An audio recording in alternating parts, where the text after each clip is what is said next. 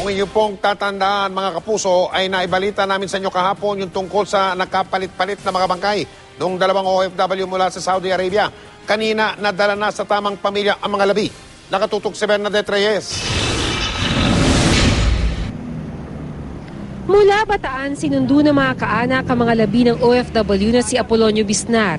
Diretso sila sa Saudia Cargo para doon antayin ng misis ni Apolonio na mula Iloilo bumiyahe kasama ang mga labi ng OFW na si Jerry Almario. Bandang alas 4 ng hapon, lumapag si Margarita sa Naiya para isaoli sa pamilya ni Jerry ang mga labi nito at makuha rin niya ang labi ng kanyang asawa. Mapalapag lang sa Iloilo yung kahit gulong lang ng airplane, sigurado na okay na ako. Yun lang, nagkabululyaso kasi iba yung laman. Pero ngayon, kasi nandito na tayo at inayos, okay na rin po sa akin.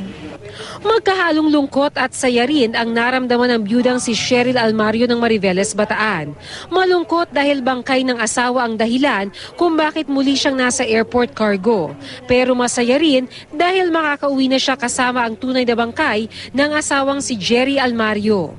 Apology naman po sila. Actually, hindi naman po sa kanila may nagkaroon ng problema doon nga po talaga sa Saudi.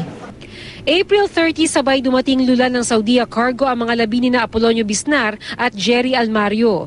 Pero nagkapalit ang kanilang mga labi dahil sa maling airway bill number na nakapaskil sa casket.